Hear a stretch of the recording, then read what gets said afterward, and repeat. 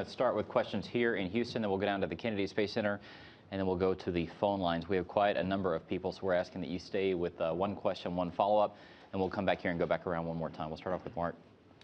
Thanks. Mark Carreau for Aviation Week and Space Technology. And I wanted to go back to the software validation work. Could you elaborate some on that? And if I understood correctly, you'll have a follow-on to this FRR on about the 23rd.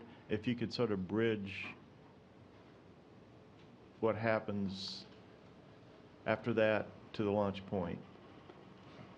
I can do a piece of it, and then Mike and the others can also chime in. There's still some software work that's going on. Some activities are completing in Hawthorne where they're doing hardware in the loop testing to make sure that the software works right with the hardware. Then when they complete those results, they provide test reports and test analysis of that activity back to the NASA team. And the NASA team looks at that to make sure that it all fits and works the way it was supposed to go work. They'll also do some testing with the actual vehicle down in Florida. Well, they'll do the same kind of thing. Well, they actually run through the software with the flight vehicle. And again, those reports come back to the NASA team. We'll take a look at it. We will not do a formal review like we did today of that activity. What we'll do is we think that'll all be okay, but we'll get a report back from the individual teams, the safety folks, the software folks, et cetera. They'll tell us on the 23rd that everything went as planned. There was no surprises, nothing unique there. And then we'll just continue on then towards the launch. And some of the activities that occur towards the launches, there'll be a flight readiness firing of the engines. There'll be hydrazine loading in the Dragon capsule. A lot of activities occur in kind of that final week. SpaceX also does their own internal flight readiness review, and they'll do that on Sunday, the 22nd, just in front of this review. So that'll be one chance for them to go through to make sure all their individual components and systems are ready to go forward. So I would say today we had enough assurance that everything is moving in the right direction. We're heading towards the 30th.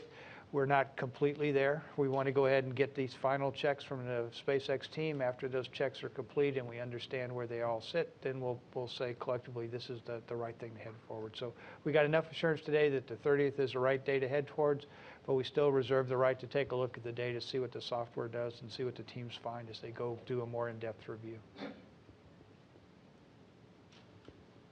Eric Berger with the Houston Chronicle. A quick question for Alan, then a follow-up for Elon. First of all, Alan, is it accurate to say that NASA has invested $381 million so far in the commercial cargo capabilities for SpaceX?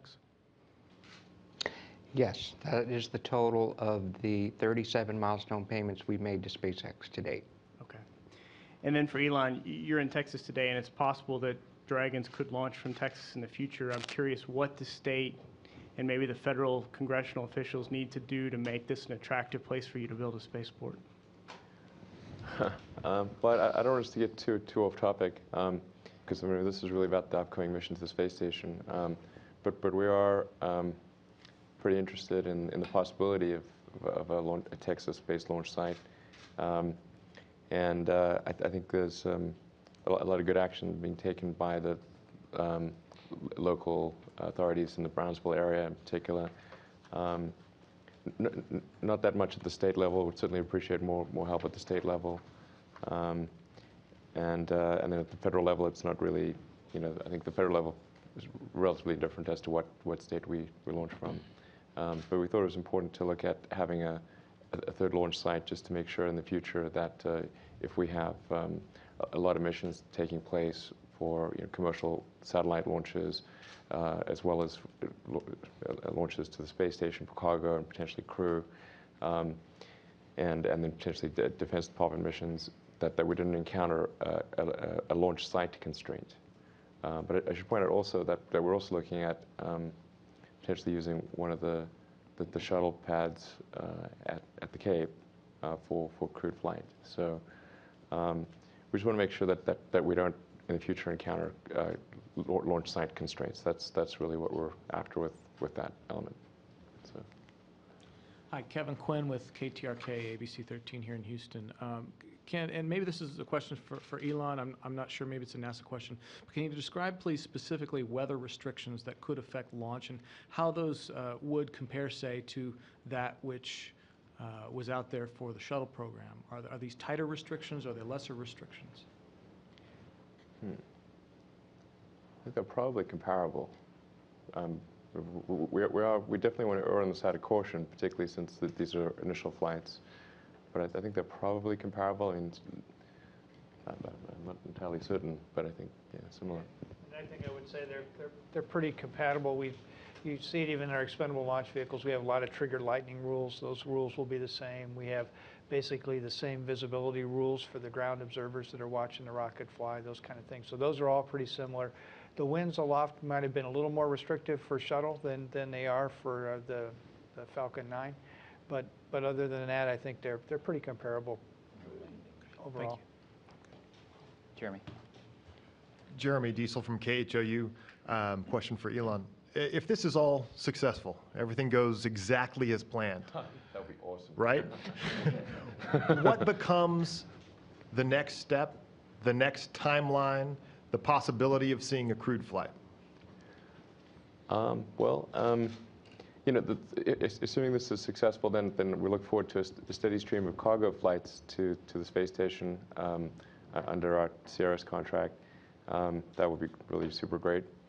And then, you know, because we've designed the spacecraft and rocket to be very similar between crew and cargo, you know, we're in the process. We'll be accumulating a lot of knowledge about how, you know, how potential crewed flight might work. And if there is an issue, I think there's, you know, a good chance we'd uncover it on a cargo flight rather than potentially put crew at risk, which is, I think, pretty helpful. And then we do have to have a separate contract with NASA for, you know, adding in the elements necessary for crew transport. And then there's, yeah, but there are a bunch of additional steps that have to take place there. But we're optimistic that at some point Dragon will be carrying astronauts, and that would be really great. 2 years, 3 years, 5 years, 8 years? Well, yeah, there's a lot of variables between here and there. Perfect world. Oh, perfect world? Well, it's probably like 3 years, maybe a little less than 3 years. Yeah, 2.5. Yeah. Okay. David. David Hirsch, NHK, for Mr. Suffredini first. Given that the ISS is an international collaboration, I wonder if you could give us a sense of what the importance of the international partnership as far as this entire project and the role of international partners in the FRR today. Yeah, it's twofold. One is the partnership, the entire partnership does benefit from these vehicles, and in fact, all but our Russian colleagues rely on it. We utilize a suite of vehicles in the futures to provide upmass to ISS and its progress, the JAXA HTV, the ESA ATV, and then the 2 commercial vehicles that we're talking about here today. And the lion's share of the upmass will be provided for the USOS segment. The lion's share of the upmass will be provided by these commercial vehicles. So it's very important to the partnership. This FR, just like every FR, has all the partner agencies are represented, and so it's important to them. And they worry about not only the fact, will it bring it up, but there are safety implications, there's plume impingement issues, there's EMI, there's all sorts of things that we have to prove to the entire partnership that we meet those requirements. And all of our requirements are meant to protect us from that. And our partners participate in the safety review boards and the analytical process of determining that we're not causing any harm to the rest of the spacecraft. And in fact, part of the responsibility of the U.S. is to ensure the integrated spacecraft is okay. But they would like to see the data, and so we provide the data that's necessary to make them feel comfortable that their element is also safe from those aspects. Down here. No question? Okay, let's come over here. Hi, my name is Kensuke Obara from NHK. I hope I can make myself understandable in English, but I would like to ask a question to Mr. Gerstenmaier and Mr. Musk. Everything pretty much seems familiar for a reporting for HTV, and I would really like to ask, what is the connection between this new challenge of SpaceX with the Japanese HTV approach and rendezvous docking? In other words, was there any improvements, or what kind of implications have you had added to this approach for SpaceX? And to Mr. Musk is, I think safety is the priority, but as a commercial company, what kind of aims have you tried to implicate into SpaceX's new launch vehicle, and how would this challenge, this new challenge, would, in a sense, add to your overall, I would say, pursuit for that aim, possible? Yes, first of all, for your first question, I think we learned a lot from the HTV activities. We did a very similar approach when HTV flew the first time. It flew up and it did a series of gates, very similar to what Holly described in a lot of detail here earlier. So the same kind of approach where we verify a capability before we commit to using that capability, that was done with the HTV. And it was a good chance to see how that process worked, how it worked as a team. I would say also Holly's team and the flight controllers, they got familiar with getting that data from an international partner in the case of JAXA. They took that information, they could then digest it, analyze it, compare it, and work with them. So I think working with the international partners gave us a lot of experience of working with a different community that we don't work with every day. That allowed us to learn how to exchange data back and forth, how to communicate, and how to develop the basic procedure that allows us to learn incrementally, that allows us to get into the berthing box to be picked up with the SSRMS. And I think also that the berthing box concept and using the SSRMS to pick up the Dragon, that's very similar to what we did with HTV. And again, that HTV kind of paved the way of seeing how the crew would use the arm, the overlays they use, the camera ops they use. A lot of that was kind of proven the first time through with the HTV flights that are coming up. So we learned a lot from our international partners, and we applied it to the commercial sector and to Dragon, and it made it a lot easier when we come into this flight. It wasn't the first time around we've seen this stuff, we've seen the basic process and procedure, although the vehicle is very different than the Japanese transfer vehicle. Right. Certainly, I think we're grateful for the prior work of the HTV as well, because it made things easier for SpaceX to, approach the space station because of some similarities in the way things are done. So that was quite helpful. The way in which Dragon is most significantly different is that it returns to Earth, rather intact. It's got a heat shield and everything, so you can return cargo to Earth. So that's probably the biggest difference. I touched on this briefly earlier, but because of that, there's so many similarities between the cargo version of Dragon and the crew version of Dragon. We're learning a great deal about crew transport when we do a cargo mission. I mean, technically, if you've got a little oxygen bottle and you stow it away on Dragon, you, in theory, be okay. You could go to the space station if you're tucked away in there, so it's kind of neat in that respect, and come back too. And then there's sort of a larger context of SpaceX where we want to keep upgrading the technology and making improvements so that ultimately that there can be journeys beyond the space station. So that's obviously a topic for another day, but I think there's a lot of excitement about that, and we're going to keep improving the Dragon technology. So we have an upgrade plan and everything. So, all right. Okay, I think that's it from here for now. Let's go down to the Kennedy Space Center in Florida and take questions from there. Hello, this is Marcia Dunn of the Associated Press with a question for Mr. Musk. There's still a fair number of people not totally on board with the commercial side, especially regarding crew transport, and I'm wondering if you feel a lot of pressure as you go into this last 2 weeks before launch to succeed, and how important is it in your mind to launch successfully into berth on this flight? Well, there's no question that there's going to be some people who will put, I think, too much weight on this flight because it is explicitly a test flight, and indeed we may not succeed in getting all the way to the space station, as I've articulated earlier.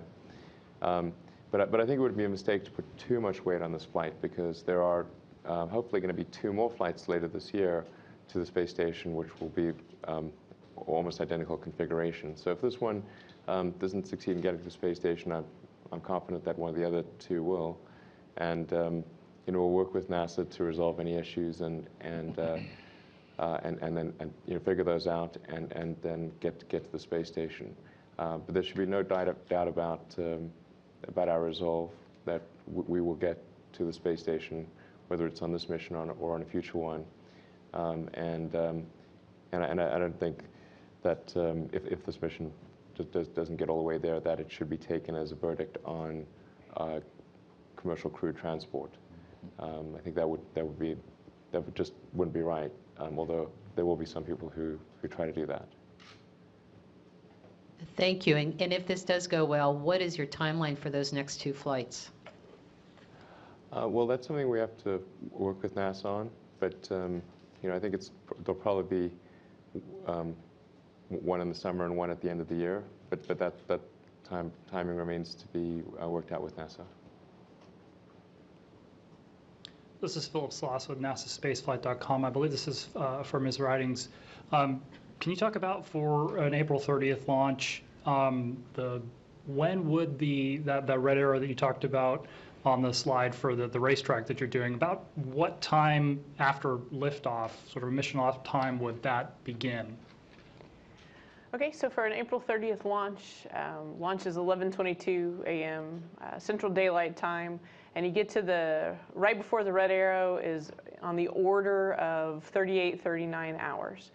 So if you were using shuttle nomenclature, which the NASA folks still do, it'd be a Flight Day 3 fly under. So Flight Day 1 launch, Flight Day 2 is really, we call it far field phasing. Flight Day 3 fly under, so 39 hours. The fly under itself is on the order of 3 or 4 hours, where we're gathering that data. And then if you remember, kind of from the red arrow all the way around, roughly 22 hours. And so you're coming back the next day, really, for a Flight Day 4 berthing, rendezvous and berthing. So I'll go through it one more time. Slower Flight Day 1 launch, Flight Day 2 phasing, Flight Day 3 fly under, which is May 2nd in our scenario, and then a Flight Day 4 proximity operation, rendezvous and berthing, so May 3rd. The capture itself, kind of early morning, Central Daylight Time, 7:30. Of course, crew day, that's kind of midday crew day. So the activities will start pretty early in the morning, Houston time, and even earlier in the morning, California time. But the capture would be about 7:30 a.m. In the morning is what it'd be planned for on that May 3rd. Thanks. And I believe if I understand this correctly, there's the primary opportunities on April 30th, and then there's a secondary opportunity on May 3rd. Can somebody explain why there isn't a daily launch opportunity for this mission, and is this just a mission-specific thing? Thanks. Here, yeah. So I'll talk about it a little bit. So some of it is mission specific because of the demonstration. As Elon talked about, this is definitely the demonstration, and so there's a lot more things on this flight. The fly under is one of them. Some of the objectives that we're performing, the analysis that needs to be performed of the data that's gathered on orbit. So the fly under is unique to this demonstration mission, and so that really kind of helps figure out exactly what the launch dates are. The SpaceX team's also reserving some margin that they can talk about, Elon can talk about a little bit, just for contingencies. Again, it's a demonstration, and they want to make sure they've got enough margin if they need it on orbit. We're also always working on the ISS trajectory. So we've got Soyuz flights coming and going. We've got Progress flights coming and going. We've got ATV activities, as was articulated earlier. And so the ISS trajectory is in flux as well. So when you add up all of those different components, you end up with these kind of just smattering of launch dates in the early May timeframe. After the demonstration is complete and we look at all the data, potentially we'll be able to find those back-to-back type things that you were used to with shuttle, but we've got to gather a bunch of data before we could get to the point where we understand that in detail. Yeah, I mean, I can say in future missions there'll probably be more something closer to daily opportunities. But for this mission, we want to have a really optimal launch. So we're minimizing the propellant usage getting to the space station, and that tends to occur roughly every 3 days. So we just want to have as much propellant available in case something goes wrong and we need to make adjustments to the mission. Yeah, so that's why the 3 days. Hi, it's James Dean from Florida Today, and just following up on that topic, I wondered if, I understand, I guess, that you have April 30 and May 3 as the first couple of opportunities. Just wondered if you could elaborate any further on if there are any scrubs or anything like that. Are there any blackouts due to the range or the Soyuz launch or any other issues? And so, when did the opportunities fit into the rest of that schedule? So I can go ahead and take that one as well. So there's actually a little bit of all of those things. There's certainly range conflicts. There are always range conflicts. There are some beta cutouts in terms of the space station. There are some ground rule and constraint type cutouts where we don't want a Soyuz vehicle and the Dragon vehicle exactly on top of each other. We've got to make sure we get one activity completed before we start the next one. The Dragon has some constraints as well for their recovery, where at least for this demonstration, they'd like to land in daylight to help them out with the recovery operations. So there's multiple constraints on the table that we need to line up in order to find an optimized launch window for this demonstration mission. So the answer to your question is kind of all of the above. Okay, thanks. And then for Elon, this flight, of course, is not unusual for things to slip a little bit, but you were targeting November at one point and then February. And just wondering, what has proven to be most difficult for you to get to the point where you're ready to go? If any aspect of this was a surprise to you at how hard it was. And just as a slightly unrelated question, I was wondering if there are any plans to recover the first stage. Oh, sure. So, well, I should point out that the rocket is definitely not the constraint. I mean, we could have launched several rockets, Falcon 9 rockets last year if it had just been the rocket. And it obviously wasn't the elements of the Dragon that have been tested before, the Draco thrusters or the heat shield or parachutes or anything like that. The tricky part was really related to the proximity operations and berthing system, so that there's the LiDARs, for example, which is kind of like laser radar, thermal imagers, the communication system, making sure that we can communicate effectively with the space station, with the ground, and with the NASA TDRS system. There's a lot of basically electronics, new electronics on the spacecraft, and it's also the first time we're flying the solar arrays and the radiator system. So those are new elements to the mix. But the thing that really drives the schedule is the software testing, development and testing, and how that interacts with the hardware. That's where the phrase hardware in the loop testing, that's what it refers to, is does the software always do the right thing in a particular circumstance? And when you've got 18 engines and you've got effectively sort of 6 flight computers and a whole bunch of other systems, the test matrix of that is enormous. And a lot of people don't realize that Dragon is autonomous. I mean, it's really, it's a robotic spaceship, and it's going to go and do this complicated maneuver where it's going to berth with the space station.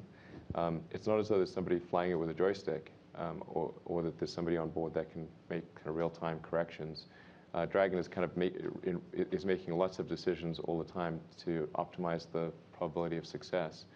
So there's a lot of intelligence on board the spacecraft, and all of that has to be tested thoroughly, and that's the biggest driver of the timeline.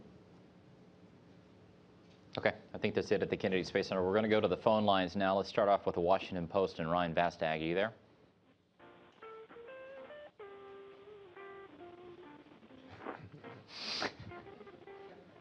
All right. Let's try Wired Magazine with Jason Parr. Yes, I don't know if this might be for Holly. Early on, it was talked about some of the work that's being done or the training that was done for the crew on orbit.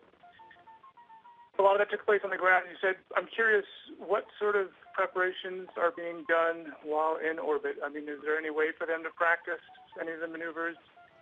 What type of training is done while they're on orbit?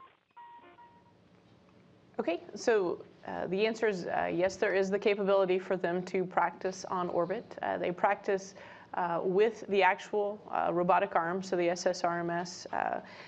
They do some grappling practice, again, sort of line up and pretend that the Dragon is there, and so they know exactly, looking out the window and looking there at their computer screens, what the arm half of that equation is going to look like when the Dragon arrives. They also have a simulator that they practice with because certainly the robotic arm is a significant resource, and so we do have an internal simulator that they can practice, so they can do multiple runs, some very complicated contingencies that we wouldn't want to put our robotic arm in, or that can't be done without the Dragon actually there, some abort type scenarios. So again, they know exactly how to react. So those are their two primary methods of training.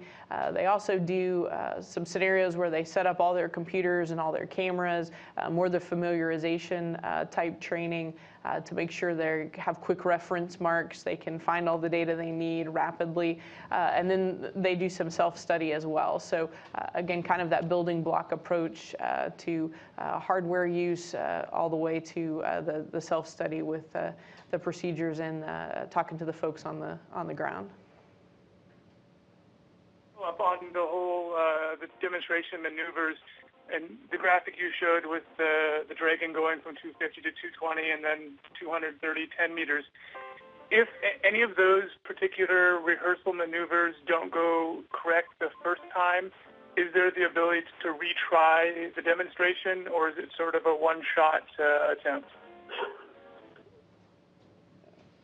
So the answer is a little bit of both. The demonstrations, some of them occur, you were talking about the ones on the R-bar, some of them occur early in the mission, shortly after Dragon gets on orbit. Those activities will take place, the data will be gathered, it'll be submitted from the SpaceX team to the NASA team.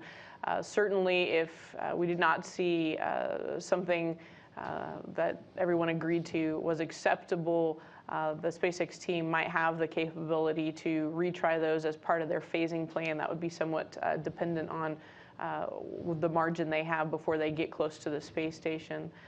If we were flying under the space station and were unable to gather the data we needed, it could be done again, but it would require going all the way around and flying under again.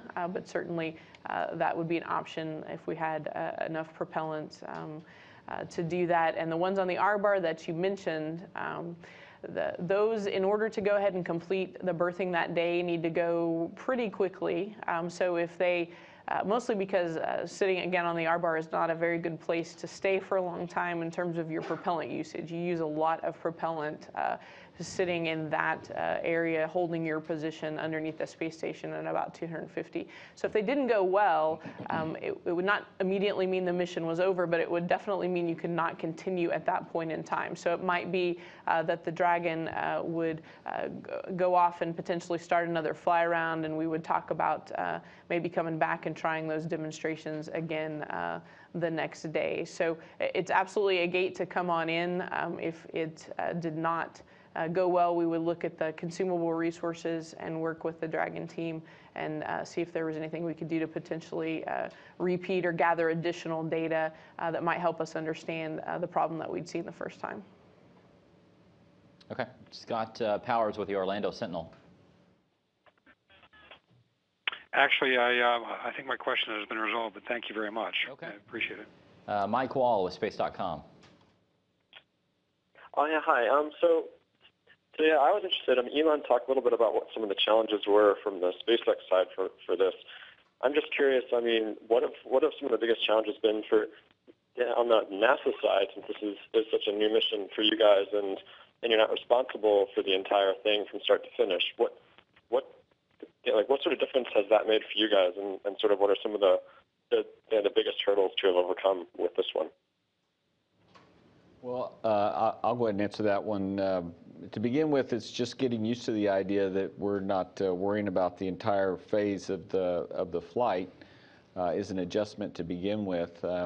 Probably the biggest difference once you settle on that aspect of it, probably the biggest difference is we're verifying a system based on requirements we gave for performance, but in terms of developing the hardware, the design of the hardware, how individual boxes are laid out, the design concept, the components that were used, that's not the kind of information we have access to. And so it's been kind of an adjustment for our engineers to create requirements and validation steps that give you confidence in the robust nature of the design that's being flown. And so that was probably the biggest adjustment that we made. It's been, as I mentioned earlier, it's been really kind of a fascinating process, because you begin with this group of engineers that have been doing this business for many years, who have gotten information passed on from the engineers before them that have done this job a certain way, with a complete push towards safety and mission success, because each flight was so very expensive that while safety was critical, mission success was very important. And everything from the procurement of EEE parts all the way up to the integrated performance testing of a system, and how you're going to put it together and how it's going to react to anomalies, all that was something that you spent many years in your mind perfecting. And then to go sit with another company and say, this is your requirement, and then have that group of very clever engineers, many of whom maybe don't know that much about space, many of them who did, but all of them very young, have them say, well, why? And instead of the NASA engineer being able to say, well, this is how we did it, the question was, why do you do it that way? And so when that exchange took place, it was quite enlightening experience for us both, because once it was clear to the SpaceX engineer what it is that the NASA engineer was trying to protect against, then the light bulbs would come on and go, oh, okay, well, in order to solve that issue, this is how I do it with my design. And then the NASA guys would learn from that. And so the biggest piece of it, I think, from my perspective, and it's not a bad thing, it's just an adjustment, and I think actually it's been good for both sides, is that we've learned, or we kind of had our eyes opened up to different ways of tackling similar problems, and in that respect it's been very beneficial. But I would tell you that it's an adjustment not to have the very detailed design data that we're used to when you actually design the hardware, and we're more looking at it from a performance standpoint. And I would add one thing too, a little bit, is that the space station team got to see a piece of this as we put modules on board space station. Again, the international partners built to a set of our requirements, but they accommodated those requirements in a potentially different way than we did. So in a non-maneuvering vehicle kind of standpoint, the station team got a chance to see how to work with a partner that essentially answers the how to our requirements. And Mike's discussion was very good about how both teams have really learned from each other. I get a chance to kind of sit back and watch both teams learn from each other, and it's been a tremendous learning experience for both of us. I think we've learned new things on the NASA side, some things we've always done a certain way, and then when we get asked now, why do you really do that requirement, it's really forced our folks to go think about it, and we're starting to kind of internalize it. Hey, there may be another way of doing some things that are better. So we've definitely learned some things from SpaceX, and hopefully I think they've learned some things from us as we go through. So as a good partnership, you'll learn from each other, and you end up with a much better product coming out the other side. Okay, how about Michael with Popular Mechanics? Hi, I wonder if someone could break down more specifically what's cargo is going to be on the flight? What sorts of hardware? And also, are there going to be any crew provisions on there too? Well, in fact, primarily it is crew provisions. We're flying quite a bit of food. Crew provisions, some replacement consumable type components. We have one Nanorex payload that's got some, it has a number of student experiments on it. That's the lion's share of it. A lot of it is food, but the majority of it is actually food and crew provisions. What's the total weight again, going up and then coming down again? 521 kilograms of cargo up and 660 kilograms down. And the down manifest is not completely finalized. One of the things that happens once you get to orbit is you sort of agree on the mass down and the biggest drivers of that mass, knowing that once you get there you might change that a bit. But as I mentioned earlier, we do have some, while we kept away from putting one-of-a-kind orbit replacement units or major components on the ascent side, we actually did put some ORUs on the return side in hopes of getting them home so we could refurbish them. They're not required, but in a couple of cases, if we can get them home and refurbish them, it'll save us money, because otherwise we would have had to procure that spare. That's certainly in our plan, and our budget is to procure the spare, but this was a chance to try to get some home and save some money. So we actually do have some ORUs coming home on the down manifest. What are ORUs? Those are the replacement spare components to replace components on board. We have a pump, a couple of multi-filtration beds that were in the water processor, and our JAXA colleagues have a power supply box for their communication system on orbit that's also coming home. Great, thanks a lot. Okay, Lisa Grossman with New Scientist.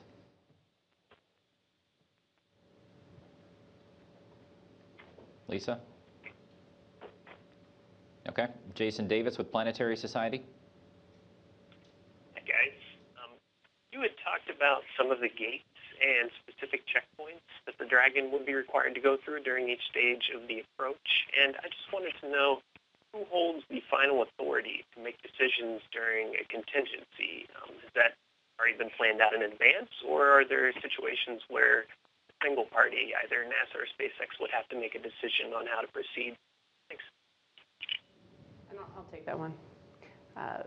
So it certainly depends on where you are in the mission. If it's very early in the flight and the launch and that far field phasing where the Dragon is not near the space station, then it's the responsibility of the Dragon team and SpaceX.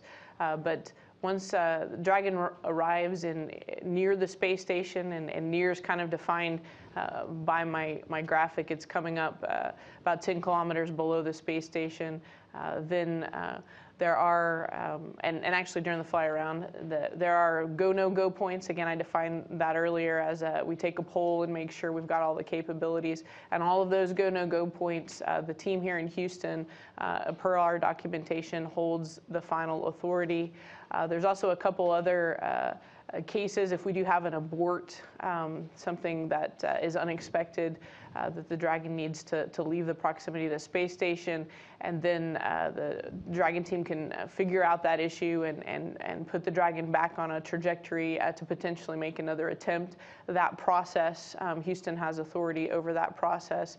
And then if anything were to go really unexpectedly wrong with the space station, even if the Dragon is fairly far away from us, we would exert some authority in the sense of telling them we're absolutely not going to be ready for you anytime soon, so we don't want you to come up too close to us. And so there's kind of the very specific predefined items, again, those go, no goes that are in our flight rule, that are those height adjust, again, the burns, the maneuvers the Dragon performs as it comes increasingly closer to the space station. There are those points predefined as it flies around the space station, and those points predefined as it comes up to do the final rendezvous and the berthing and the proximity operations. And then there's those generic catch-alls for if something goes unexpected. And all of that has been discussed with the team in Hawthorne and our team here in Houston, and is all written down in our documentation that we fly with, our flight rules. Okay. Jean-Louis Santini from Agence France. How about Kelly Sheraton? Okay. Eric with Nature Magazine. I'll keep going. Stephen Clark with Spaceflight Now. Maybe they got tired of the music. Ann Walters with the German Press Agency. How about Irene Klotz? Thanks, Josh. I am here. I have a couple questions for Elon. The first is, including that $381 million from NASA, how much more money has SpaceX spent to get to this point in the development? And overall, what do you think the odds are that this mission will be completely successful in terms of docking at station and a successful retrieval after splashdown? I don't have the exact number that SpaceX has spent, but we have raised several $100 million in venture capital, the initial part of which came from me, and then there's been ongoing payments for other milestones that have been achieved for NASA and for other customers. I think probably the total amount spent cumulatively would be somewhere around $1 billion. So that's cumulative over the life of SpaceX. And in terms of the probability of success, I have some hesitation about giving an exact number, since they're pretty big. There's a pretty big range, I think. But yeah, I perhaps I'll hesitate to give an exact number. But I mean, I think that the likelihood that the rocket works is pretty good, since it's worked twice before. Likelihood of the spacecraft, the non-berthing, or portions of the spacecraft that have been flown before working, is also quite good. But then there's much more of a question mark around the proximity operations and berthing system and solar arrays, which are being tested for the first time. For either Bill or Alan, could you just refresh my memory and tell me what it would cost approximately, based on, I think GAO did a report, if NASA had developed a similar capability under a traditional cost-plus award fee contract? Well, there were studies done that said if you use our traditional modeling and our traditional approaches and assumptions, it could have been anywhere from 4 to 10 times higher under a traditional NASA development. Thanks very much. Good luck. Okay, thanks, Irene. Is there anybody else on the phone line that did not get a chance yet or would like to ask a follow-up? Hey, Josh. Bill Harwood with CBS. Hey, Bill. Go ahead. Oh, thanks a lot. Two quick ones for Holly. If the Atlas stays on the range where it is, and if Soyuz stays where it is, which they will, and if SpaceX doesn't get off in those first two attempts, when would this guy slip? How far would it slip? I'm assuming after Soyuz, and it wouldn't be a way to get it in between Atlas and Soyuz. Is that right? Yeah, so I mentioned earlier there's quite a few variables. In general, yeah, there's a window kind of this late April, early May, which is when we've been talking about with the 30th and the 3rd, and potentially some options. I know the Atlas is in there. And then there's an after Soyuz window kind of in the mid to late May time frame. And mentioned earlier, a lot of the variables and all of those need to line up, but those are the two windows that are the high probability ones that we've been looking at right now. All right, and one more quick one for you, and this will do it for me, Josh. Could you give us a little bit better sense of what sort of issues you guys have been working on the last couple of months with SpaceX? I mean, obviously they wanted to launch in February, and it slipped a bit, and I've never heard any good details about what sort of things everybody was trying to get resolved that took the extra time. If you could give me some sense of that, I'd appreciate it. Thanks. Okay, well, I can certainly tell you from an operational perspective. A lot of the capabilities that the SpaceX team wanted to work on were their mission success capabilities, things that Elon can probably tell you are very important to them. So when they came with those capabilities, that obviously requires a joint sort of review and determination. One of the ones we talked a lot about was recovering from abort type scenarios. Those capabilities are complicated and difficult, and we'd done some preliminary work, but we really took this extra time to make sure that we've got a real solid plan so that we've got a higher probability of being able to work together to accomplish their primary objective, which of course is the success of the mission. And so we made our teams here, the operations team as well as other teams, available to really talk through some of those items. That's my example, and I don't know, Elon, if you have others. That's really the one we've spent probably the most time on in the operations world talking about, because it's very important. We want to be able to do that as a team in the event that we need that capability. Yeah, I think it's like I said earlier. It's really just about the hardware loop testing and validation of the software. That's the biggest driver. I mean, there were other things that were done in that time, but just testing a vast amount of intelligence that's occurring in the software, and making sure even in highly unusual situations that the mission is successful, at least in the simulation. That's what's taken the most amount of time, and it's just a very, very complex system. Okay. Thanks, Bill. Is there anybody else on the phone lines? All right, let's come back here to Houston. Let's start back over here with Mark. Thank you, Mark Carreau, for Aviation Week. I guess I'm a little hazy on whether there's an MMT authority during the flight, or if that is the space station, IMMT, that sort of is the big picture supervision. It's the space station IMMT. Thank you. Eric Berger again with the Chronicle. A quick question for Bill or Mike. Could one of you address the feeling inside the space program with this launch coming up? Because this is an American company, and obviously there's been a lot of heat on NASA in the last couple of years relying on Russian rockets for humans, and this is a potential way out of that. Is it something that a lot of people are looking forward to, or how would you characterize the mood sort of leading up to the launch?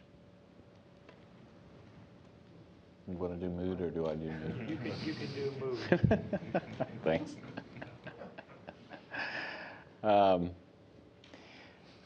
Well, from our perspective, what you're referring to is probably a combination of perceived emotions way back when we started down this road, because it had to do with getting out of the space shuttle business and getting into a commercial venture, and that probably played a little bit of the role of a misconception and perhaps not everybody being completely behind this effort. But I can tell you from a program perspective, and those are the people that I see and talk to every day, we couldn't be more pleased with what we're off to go do. And the reason is, it provides indigenous capability within the U.S. to supply the ISS, which we think is very important. It does have implications to human transport, again, to ISS. It's commercializing, if you will, helping commercialize a low Earth orbit, which we think is a very important need and something that NASA is responsible for. And some of us, and in particular myself, believe this is a very important step for us to take in order for us to do exploration in the future. NASA needs to develop or encourage a capability and help the development of a capability, of a commercial capability to support low Earth orbit, both in terms of cargo and humans and other capabilities, robotic servicing, things like that. And NASA needs to start focusing on human exploration beyond low Earth orbit. And so those of us who are looking forward to the next step for NASA really are very excited about this next step for the space station. And we believe this is, in order for space station to be successful, these systems have to be there for us. And And so we look on it very favorably and are very excited about this pending launch.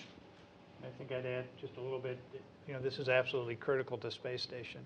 We really need this cargo capability to be able to get to station, and the return capability that Dragon provides is truly unique of any one of the cargo providers, including the Russians and Soyuz.